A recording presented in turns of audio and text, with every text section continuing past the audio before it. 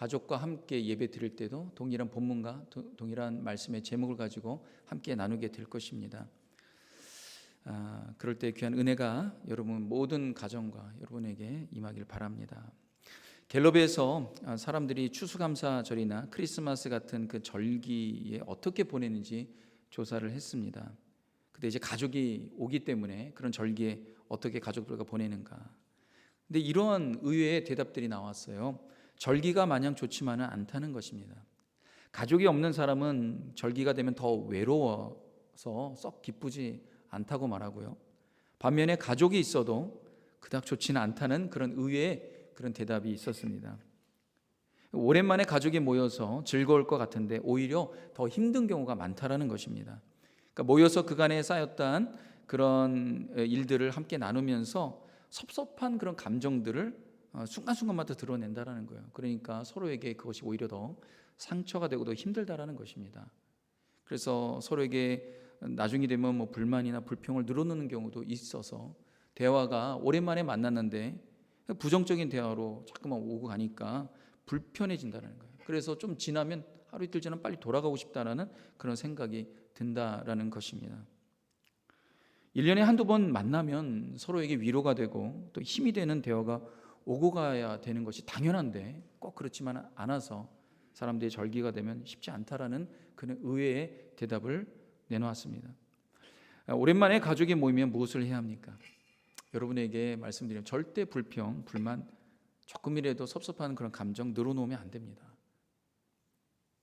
가시돋친 그런 부정적인 말들을 입 밖에도 꺼내지 말아야 하는 거예요. 왜? 오랜만에 만나게. 오히려 감사했던 지난날 하나님의 은혜가 얼마나 컸고 내 삶이 어떠했는지 그것들을 서로 말하는 그런 시간. 그냥 하나님께 감사하고 가족과 함께 했던 그런 과거에 있었던 그런 감사한 추억들, 그런 것들을 서로 말하는 그런 시간을 가져도 부족합니다. 그래서 제가 가족 감사 예배를 드리라는 거예요. 그 시간을 통하여서 남아 하나님께서 지켜주신 지금껏 인도하셨던 그 은혜 감사하고 가족에게 감사하고 또 기타 나의 삶 가운데 어떤 일들 이런 일들을 통해서 감사할 수 있는 그런 시간을 가지라는 것입니다. 에베소서 5장 19절 보면은요, 이 그리스도인 형제들이 자매들이 서로 모이면 어떻게 해야 되냐? 시와 찬미와 신령한 노래들로 서로 화답하라 라고 가르칩니다. 서로 우리 형제자매들이 모이면 시와 찬송과 신령한 노래들로 서로 화답하라 라는 거예요.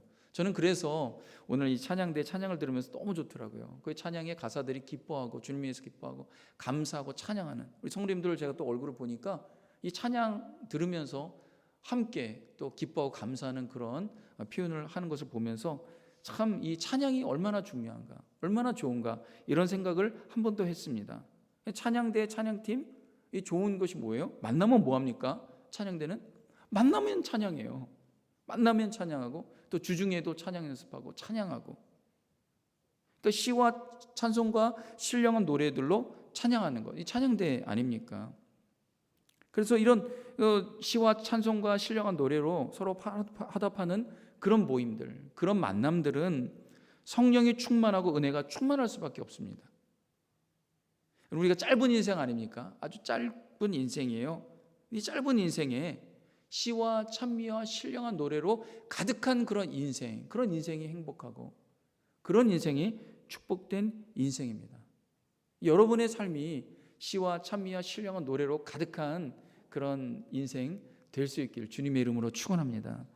젊은 시절의 다윗은요, 신령한 노래로 가득한 삶을 살았습니다.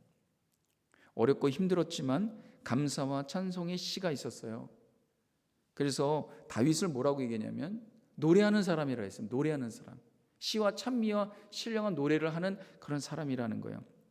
우리가 잘 아는 시편 23편만 보더라도요, 그의 삶이 어땠는지를 알 수가 있습니다. 제가 잠깐 읽어보면요, 여호와는 나의 목자시니 내가 부족함이 없으리로다.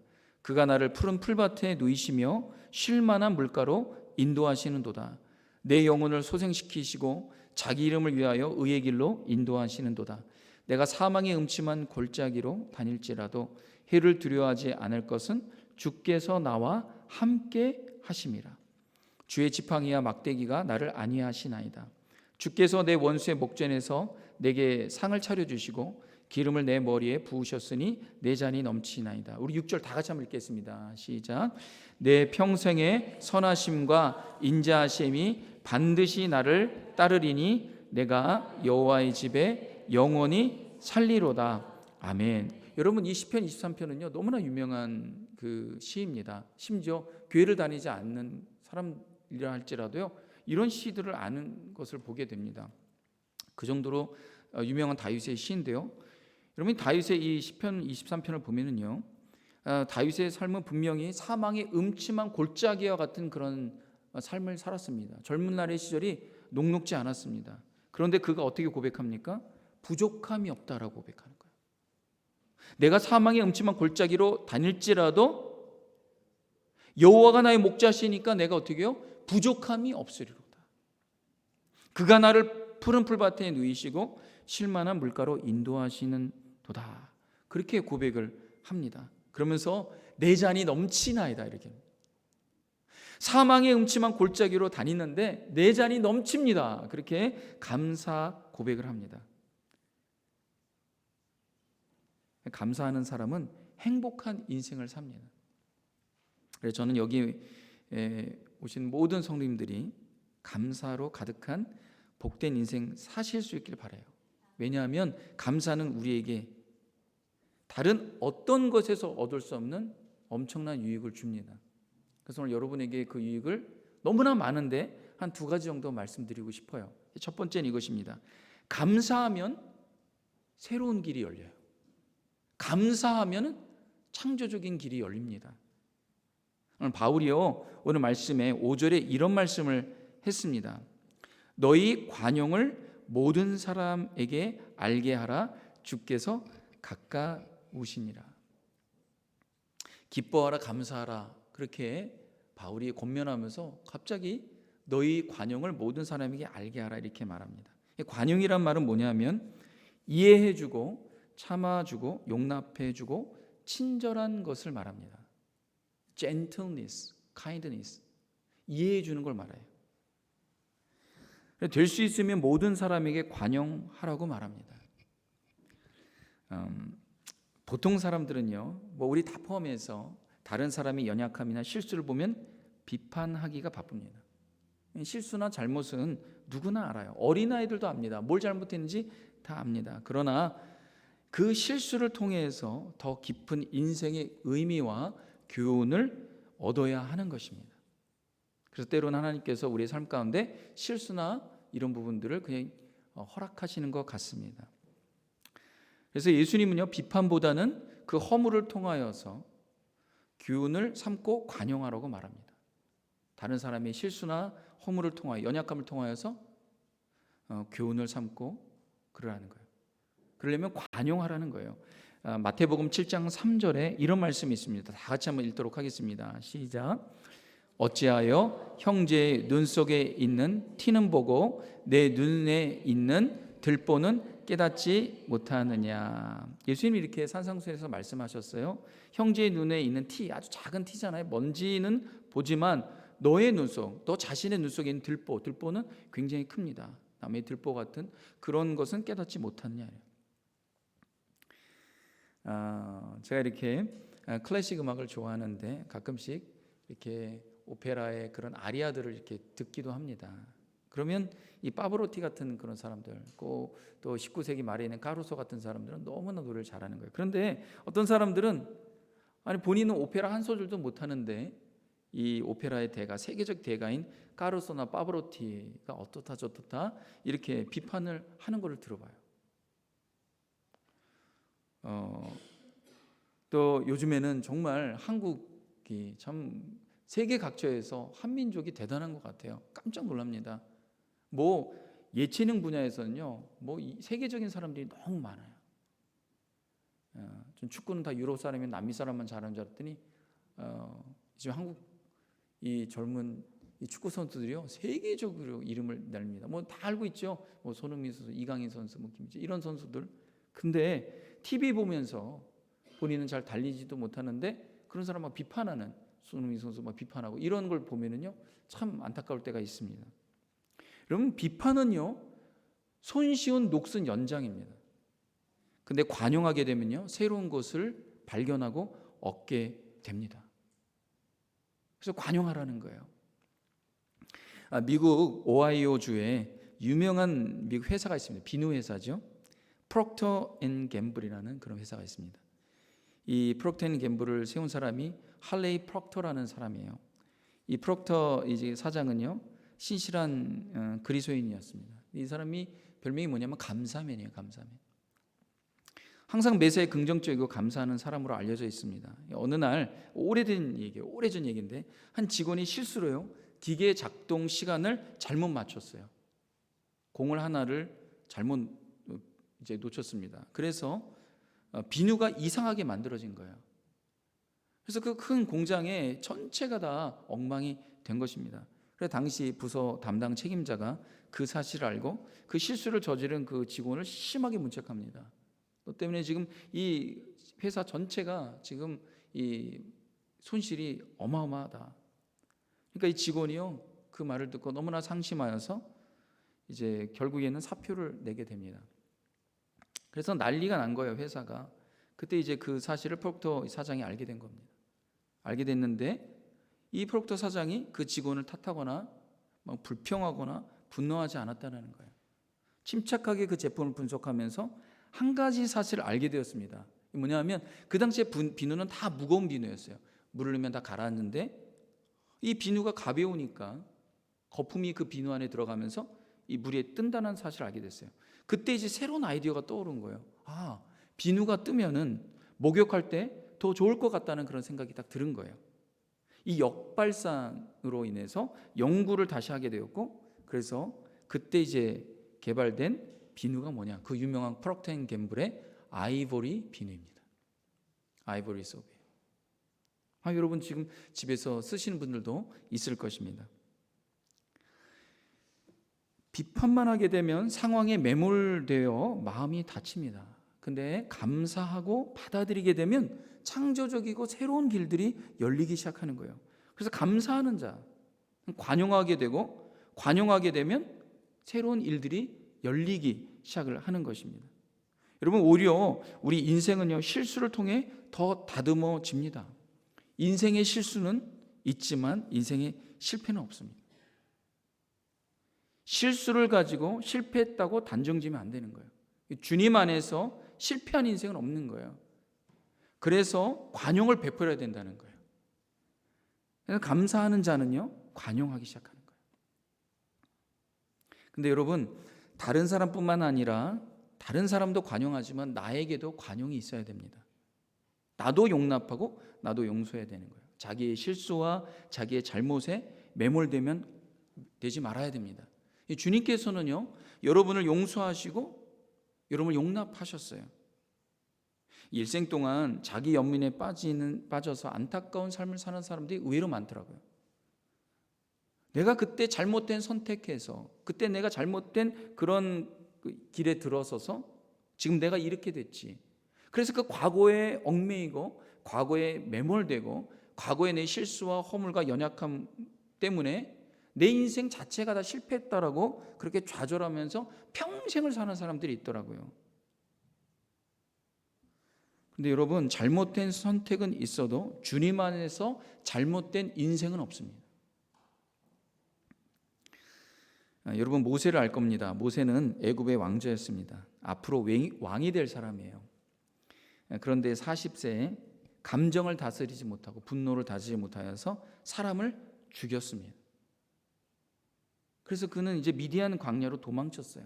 살인자이고 실패자이고 도망자로 점철된 인생을 앞으로 살았습니다. 몇 년 동안요? 40년 동안. 40세까지는 애굽의 왕자로 왕의 권세를 누리고 있는데 40년 이후는 40년 동안은 광야에서 살인자요, 실패자요, 도망자로 살았습니다. 그 인생은 실패한 인생이라고 생각했어요. 근데 그 40년 후 80살에 하나님이 모세를 광야에서 부르십니다. 그때 모세가 하나님께 말하는 그 대화를 보면요, 딱 하나로 말하면 이거예요. 주님, 나는 실패한 인생입니다. 나는 가치 없는 인생입니다. 그거예요. 아무것도 못합니다. 나는 말도 못합니다. 자신은 말도 못한다고 얘기했어요. 그러니까 나를 아무것도 시키지 말라는 거예요. 그러나 주님은 아랑곳하지 않았어요. 계속 모세를 부르십니다. 계속 부르세요. 그래서 그 하나님의 부르심의 모세가요, 결국에 어떻게 합니까? 200만 민족, 애굽의 노예로 살고 있는 200만 민족을 이끕니다. 하나님이 그 실패한 도망자인 살인자인 모세를 부르신 거예요. 내가 너를 용납했고 내가 너를 관용했고 내가 너를 부른다. 근데 모세는 자기 자신을 용납할 수 없었어요. 나의 과거를 관용할 수 없었습니다. 근데 하나님, 나는 너를 용납했다. 내가 너를 받아들인다. 내가 너를 용서했다. 괜찮아. 내가 너를 부른다. 내가 하나님의 그 부르심에 모세가 나아갔다. 그래서 모세가 결국 이스라엘을 노예로 있었던 그 애굽에서 인도해 냅니다.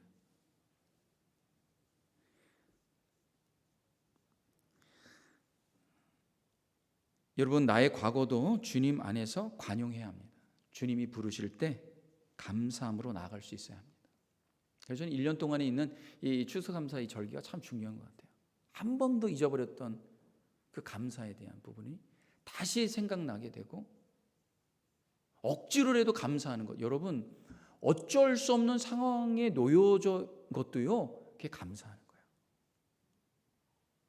예수님이 하나님의 아들인 예수님이 십자가 질 때요, 어느 누구도 십자가를 지고 싶지 않았습니다.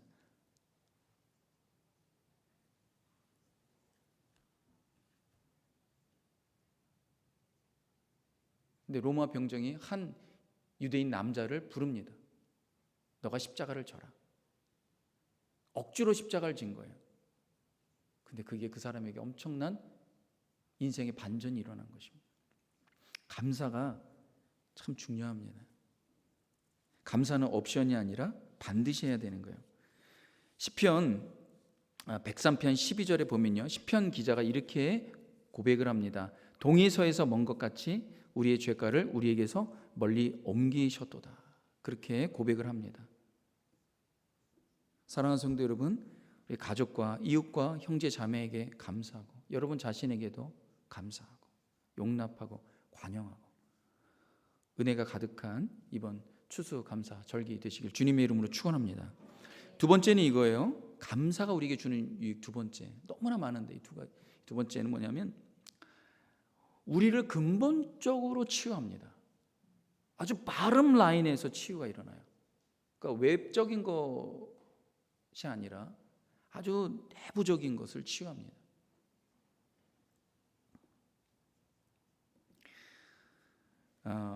저희 교회 천장을 보면은 페인트가 많이 벗겨져 있습니다. 몇 번 덧칠했는데도 계속 벗겨지더라고요. 그래서 뭐가 문제인가 봤더니 외부적으로 아무리 페인트 칠하면 안 되는 거예요. 그래서 페인트하는 사람들이 이건 더 근본적인 치유가 필요하다는 거예요. 그래서 뭐가 문제입니까? 위에서 지붕에서 물이 새는 거라는 거예요. 그래서 또 여기 아무리 페인트를 칠해봐야 한두 달 후에는 겨울이 되면 또 물이 떨어져 그 페인트가 벗겨지니까 의미 없다라는 것입니다. 그래서 지붕에 올라가서 다락에 보니까 아이고, 지붕에서 구멍이 숭숭 떨어져 있어서 물이 새는 자국들이 너무 많은 거예요. 여러분, 근본적인 치유가 필요합니다. 예수님은 우리의 근본적인 문제를 치유하시는 분이에요. 근데 감사는요, 왜 우리가 감사를 해야 되느냐? 감사할 때 우리 안에 본질적인 부분들을 알게 되고 그 회복이 일어나고 치유가 일어나는 거예요. 바울은요, 감옥에서 빌립보 교인들에게 오늘 우리가 읽은 빌립보서의 이 말씀, 이 편지를 씁니다. 그가 감옥에 있었어요. 복음 전하다가 감옥에 있습니다. 그가 잘못한 거 아무것도 없습니다. 근데 감옥에 갇혔습니다. 근데 감옥에 있지만 주님 안에서 기뻐하며 편지를 썼습니다. 그래서 이 바울이요, 빌립보 교인들에게 주님 안에서 항상 기뻐하라고 권합니다. 오늘 4절에 있는 말씀 보면요, 주 안에서 항상 기뻐하라. 내가 다시 말하노니 기뻐하라, 이렇게 말합니다. 긴 감옥 생활이지만 그가 그 힘들고 어려운 상황 가운데에서도요, 육신의 병, 마음의 병이 들지 않을 수 있었던 것은 뭐냐? 그 기뻐할 수 있었던 것은요, 감사했기 때문에 그래요. 바울은 얼마든지 주님께 사람들에게 불만하고 불평할 수 있었습니다. 왜? 그런 죄인이 아니에요. 그는 의로운 사람입니다.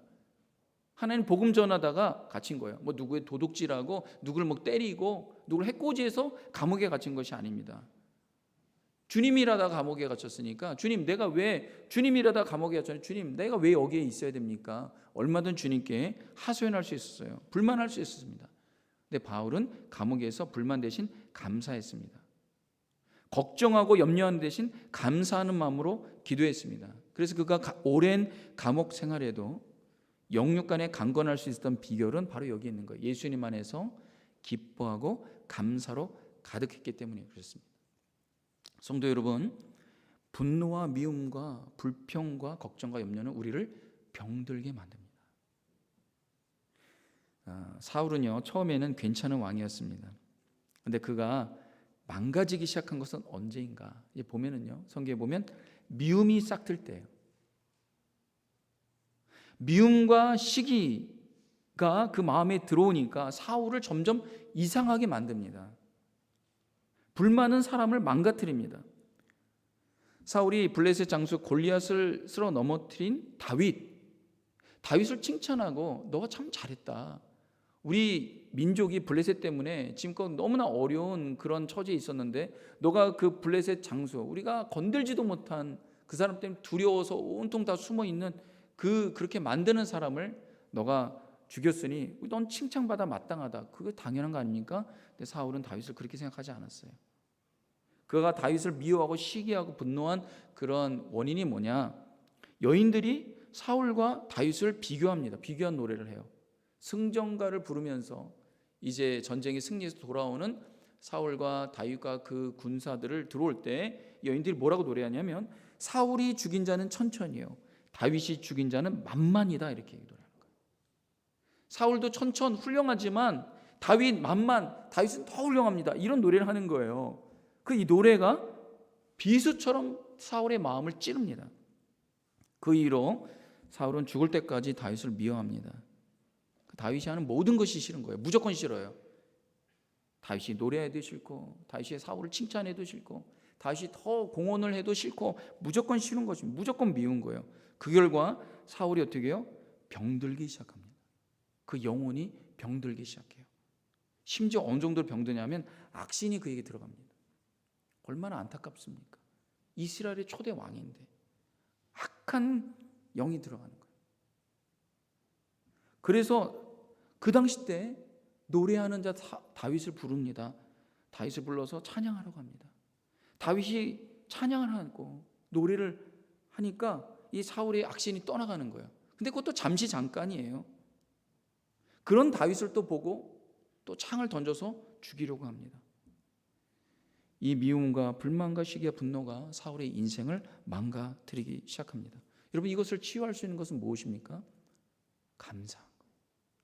감사가 일어나야 되는 거예요.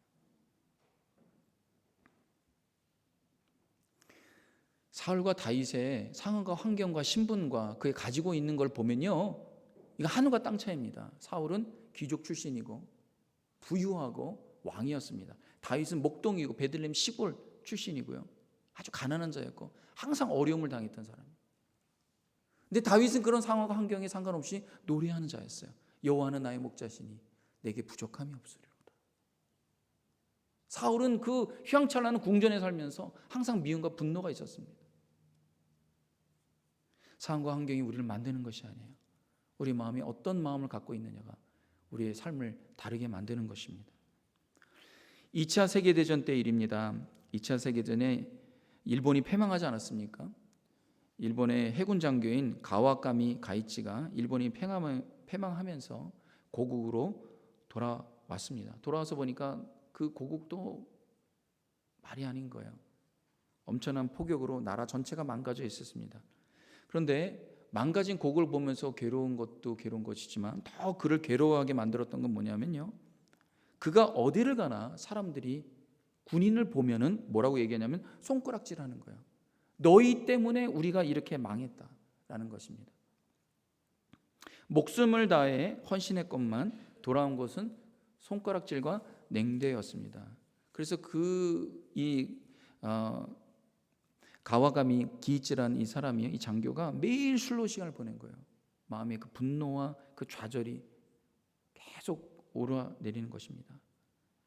사람이 싫고 미워지고 내 인생 잘못 살았다 그러고 나는 정말 이렇게 열심히 살았는데 왜 나는 이렇게 냉대를 받아야 되느냐 이러면서 하루 종일 그렇게 보내는 거예요. 시간이 지나면서 점점 몸이 나빠지기 시작하였고 급기야 온몸이 마비되어 식물 인간처럼 누워만 있게 되었습니다. 자녀들이 아내가 아무리 병수발을 해도 호전될 기미가 보이지 않는 거예요. 결국 이제 정신과 치료 상담을 받게 됐어요. 그때 그 의사가 후찌다라는 의사였습니다. 그 의사가 이 가와가미 기이치라는 장교에게 이렇게 묻습니다. 기이치 선생, 낫고 싶습니까? 예, 낫고 싶습니다. 그럼 제가 시킨 대로 할 수 있겠습니까? 예, 뭐든지 하겠습니다. 전 이렇게 못 살겠습니다. 도저히 몸이 말을 듣지 않습니다. 힘이 없습니다. 그러면 저를 한번 따라해 보십시오. 저를 따라해 보세요. 네, 따라하겠습니다. 그 후치다라는 의사가 뭐라고 얘기하냐면 감사합니다. 이 말 한번 해보세요. 일본어로 아리가또. 아리가또. 따라해 보라는 거예요. 근데 갑자기 감사합니다라는 말을 하려고 하는데 이 기이치가 말을 못 하는 거예요. 입에서 나오지 않는 거예요. 그 말이 안 나오는 거예요. 못 하겠습니다. 의사 선생님이 해야 됩니다. 아리가또. 감사합니다 해보세요. 못 하겠어요. 이거 해야 됩니다. 오늘부터 매일 하루에 1만 번씩 내가 당신에게 주는 처방은 감사합니다. 아리가또를 하는 것입니다. 만약에 감사합니다가 당신의 마음에 생긴다면 당신의 마비된 몸이 치료될 것입니다. 저는 확신합니다. 이제 집에 돌아왔습니다. 처음에는 안 되는 거예요. 근데 병을 고치고 싶다라는 마음에 그 저명한 의사가 내린 처방을 따라합니다. 억지로 감사합니다. 근데 참 시간이 지나서 놀랍게 감사합니다가 감사하는 마음으로 변하기 시작합니다. 매일 분노하고 미워하고 적개심 품어서 경직된 삶을 살았는데 근데 감사하는 마음이 생기니까 마음에 평안이 찾아오는 거예요. 처음으로.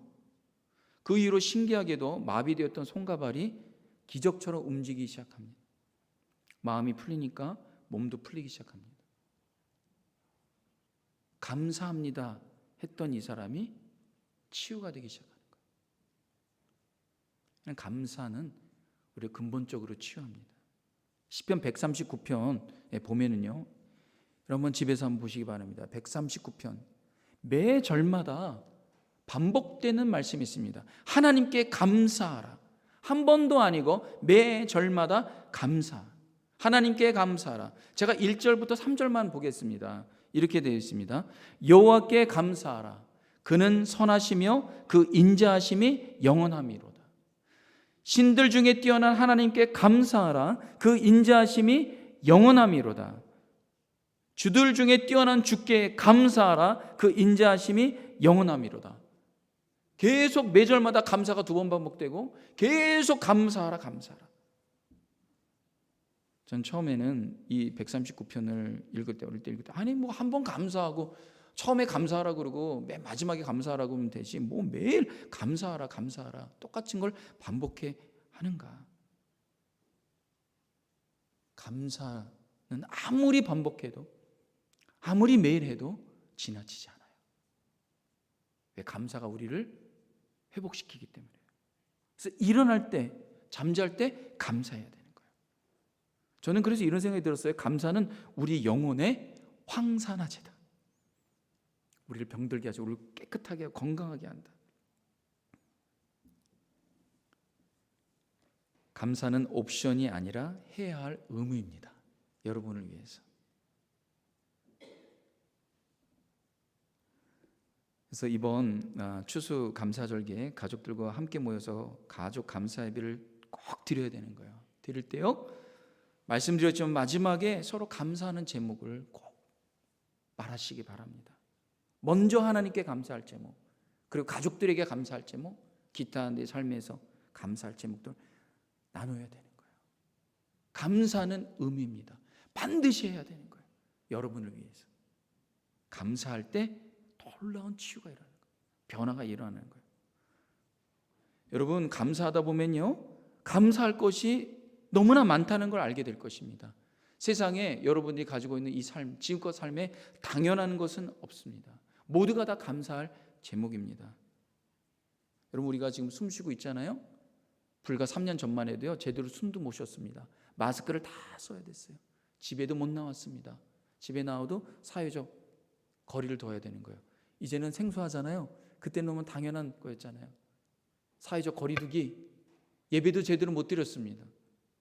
여러분, 당연한 건 없습니다. 우리가 숨쉬고 있는 것 자체도 하나님의 크신 은혜입니다. 그래서 감사는요, 죽은 세포도 살리는 거예요. 그래서 감사하라 그러는 거예요. 감사하라. 오늘 마지막 본문의 말씀인 6절, 7절의 말씀을 보면서 오늘 말씀을 마무리하도록 하겠습니다. 다 같이 다시 한번 읽도록 하겠습니다. 시작.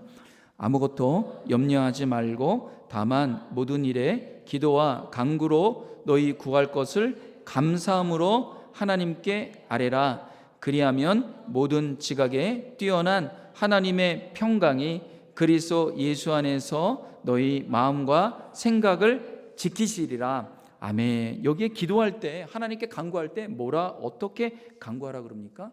감사함으로 간구하라. 감사함으로.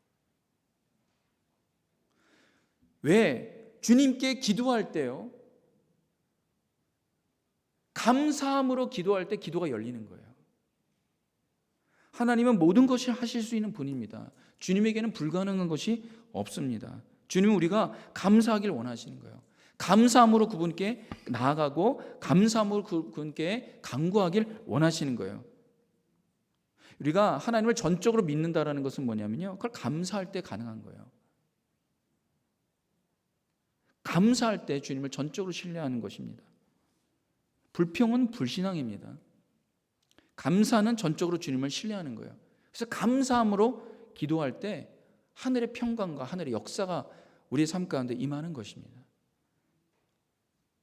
하나님을 믿는 것이, 주님을 믿는 것이 하나님의 뜻이기 때문에 그래요. 감사하면 상황으로 불안하고 흔들렸던 마음과 생각이 중심을 잡게 됩니다. 그래서 감사함으로 하나님께 나아갈 때 하나님의 평강이 우리의 마음에 임하는 거예요. 그래서 우리 마음에 그리스도의 중심이 막 들어서는 것입니다.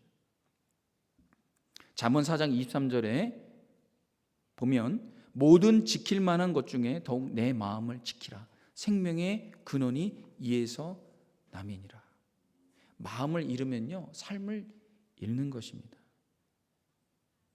그래서 마음이 이렇게 중요한 거예요. 우리 마음에 예수님이 중심이 돼야 되는 거예요. 로마서 10장 10절 보면은요, 사람이 마음으로 믿어 의에 이르고 입으로 신하여 구원에 이른다라고 하였습니다. 사랑하는 성도 여러분, 이번 감사절기에 매년 돌아오지만 감사로 가득한 절기가 되실 수 있게 주님의 이름으로 축원합니다. 몸을 잃으면요 불편하지만요, 마음을 잃으면 삶의 의욕을 상실하게 되는 거예요. 그래서 감사로 가득한 마음, 감사로 가득한 인생, 감사로 가득한 예배자, 모든 일에 감사하는 그런 저와 여러분 될 수 있기 바랍니다. 그런 은혜가 여러분의 개인과 가정과 삶과 모든 일터 가운데 충만할 수 있길 주님의 이름으로 간구합니다. 기도하겠습니다. 하나님 감사합니다. 우리 성도님들 감사로 가득한 형통하고 복된 인생 되도록 성령님 충만케 하옵소서. 예수님의 이름으로 기도합니다. 아멘. 우리 자리에서 다 같이 일어나셔서 우리 말씀을 생각하면서 우리 감사 찬양하겠습니다.